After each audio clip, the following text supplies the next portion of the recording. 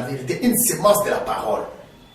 La parole qui a engendré toutes choses là, engendra cette image-là.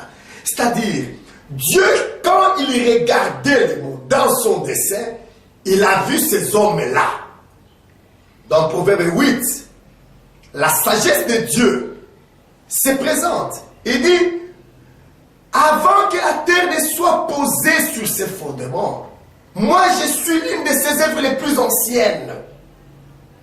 J'étais un architecte auprès de lui. Mais, entre plusieurs choses que la sagesse de Dieu nous révèle, elle dit, j'ai trouvé ma joie. Moi, la sagesse de Dieu, j'ai trouvé ma joie au milieu des fils des hommes. Mais, où s'est trouvé ces fils des hommes? Parce que le monde n'existait pas. La terre n'était pas encore posée sur ses fondements. Rien de ce qui existe aujourd'hui n'existait encore. Voilà là où nous comprenons le dessein merveilleux d'un Dieu mal compris, d'un Dieu que nous adorons plusieurs fois sans l'avoir connu. Il a existé au commencement comme la pensée éternelle, la pensée infinie. C'est lui, Dieu pensé, qui a conçu toutes choses. Il avait un plan à lui pour l'humanité. Il avait un plan à lui. Il a créé, mais avant que tout ne soit manifesté, je vous explique cela par une figure. Vous achetez un terrain vide. Tout homme qui passe par ce terrain, il ne voit qu'un terrain vide. Mais vous, les propriétaires du terrain, vous avez une idée de ce qui sera là établi. Quand vous regardez ce terrain vide, vous voyez une construction, un immeuble de 2 ou 3 étages selon votre volonté. Vous vous dites, je ferai un rez-de-chaussée ici. Ici, il y aura le hall pour les visiteurs. Là-bas, il y aura la salle à manger, la salle de visite. De l'autre côté, au premier niveau, je vais mettre les chambres pour les filles, pour les garçons. Où sont vos filles? Où sont vos garçons? C'est-à-dire, en ce moment, tout simplement, il n'existe pas. Pour celui qui passe à côté, pour celui qui ne connaît pas votre pensée, pour celui qui ne vous a jamais entendu exprimer ce que vous voulez, tout cela n'existe pas. Mais où se trouve ce monde-là, votre monde, votre immeuble futur, vos enfants, vos filles, vos fils, les visiteurs qui viendront vous visiter dans cette maison que vous allez édifier sur cette terrain vide? Ça se trouve dans votre pensée. Voilà, c'est cela Dieu.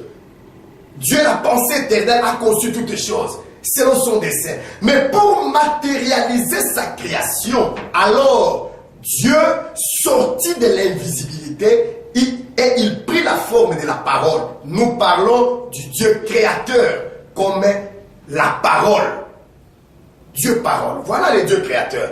Parce que Dieu pensait, n'a pas créé, il a conçu. Dieu parole, la parole de Dieu, c'est l'architecte qui, connaissant la pensée de Dieu, l'a matérialisé et a matérialisé toute la création.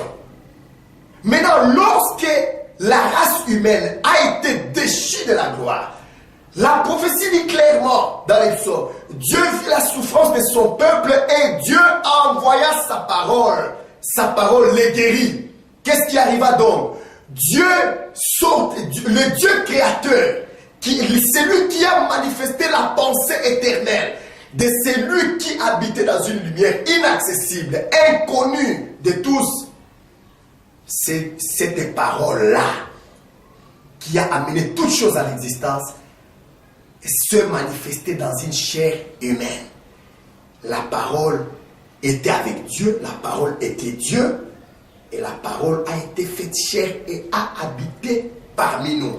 Nous avons contemplé cette gloire dans les Fils uniques que nous appelons Jésus-Christ. C'est-à-dire Dieu s'est fait homme pour nous ramener nous à la nature divine. C'est ça le dessein éternel de Dieu. Avant qu'il n'existe des religions, avant que vos églises n'existent, avant que vos pasteurs ne soient, le dessein de Dieu existe, lui. Et le dessein de Dieu est manifesté dans ce sens-là.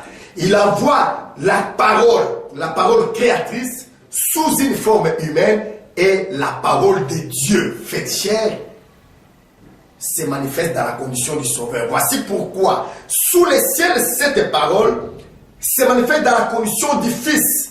Les Fils sortis du Père, parce que dans leur nature, nous avons la parole qui est sortie de la pensée. Alors la pensée prend la condition du Père qui a engendré la parole comme Fils.